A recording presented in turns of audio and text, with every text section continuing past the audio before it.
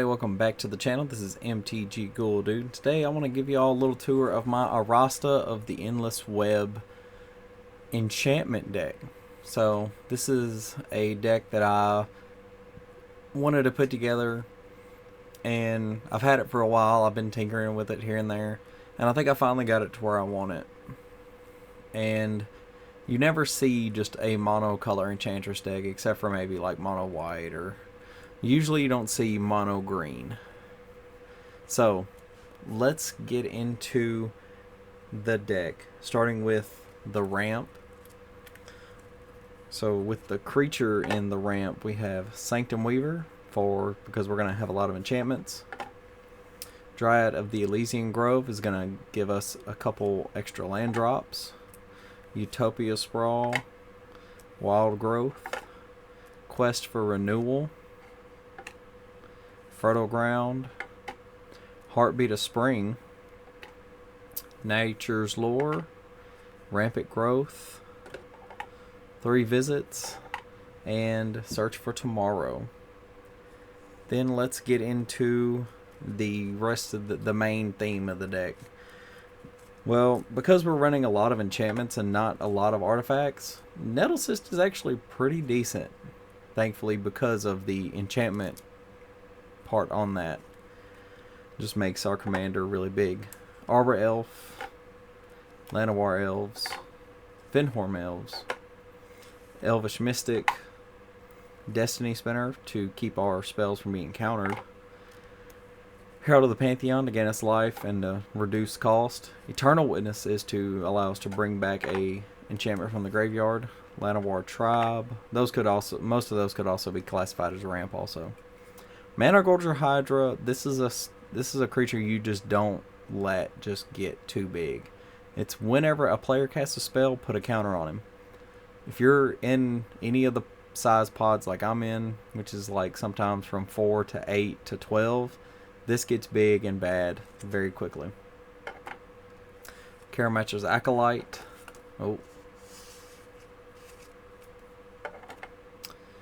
Nylea's Forerunner to give trample. Humbler of Mortals to give trample. Nyx Bloom Ancient for triple mana. And to round out that is the Ulamog of the Infinite Gyre. This is mainly just a deck, a mill deck deterrent. That way we can keep shuffling our library. And now we get into the rest of the enchantments of the deck.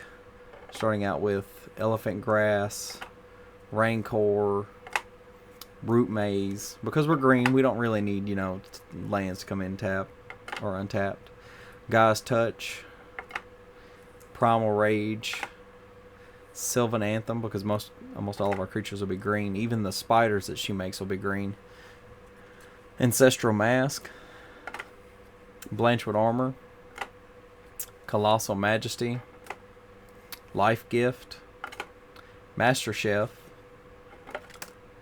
Ooh, I am horrible at this today.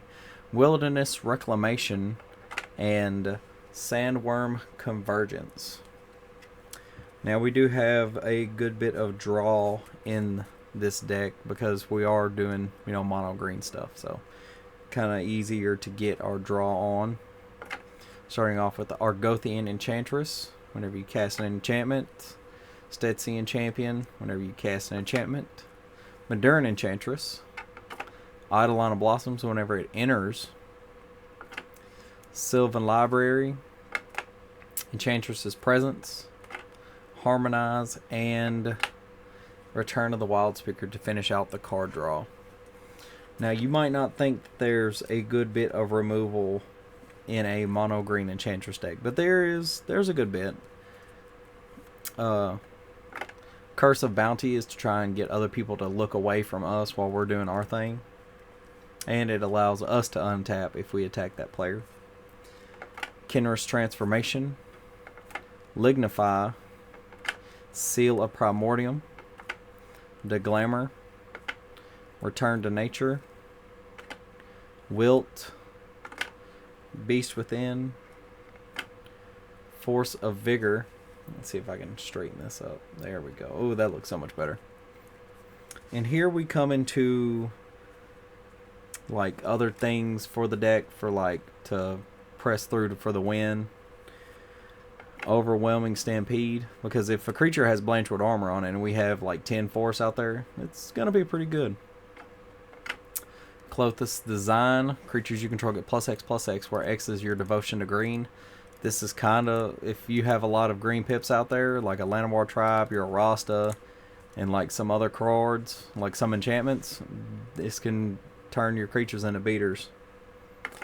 Then we have a Fog and a Void Fate. I just like a Void Fate because it's a target instant or aura spell. You know, you never know when you're going to need it.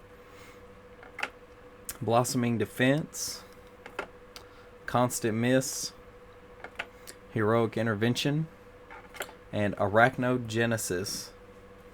Then we have a few, just a few non-basic lands in the deck. Starting out with Reliquary Tower, Scavenger Grounds, Castle Garenbrig, Ghost Quarter, a beautiful gold border Ancient Tomb, which they allow me to play with, Rogue's Passage, and a Maze of Ith. And I am running Snow-Covered Forest for the deck. I don't have a particular reason, but I just thought it'd go well with Arasta. But that is going to be it for today, guys. I really appreciate everybody that likes, comments, all of my subscribers, most definitely. But yeah, that's my Arasta deck. It was a unique idea that I wanted to try and build around, and I know I missed it putting content out last week. I've had a pretty rough week. I'm still trying to find a car and everything, but you know, just taking one day at a time. But anyways, that is going to be it for today, guys. And once again, can't thank you guys enough. If you're not subscribed by this point, go on ahead and just subscribe. What's one more? You're going to probably just subscribe and ignore it anyway. But, you know, you never know when you might find something that I'm come out with that strikes your fancy. But I will see you guys next time in the graveyard.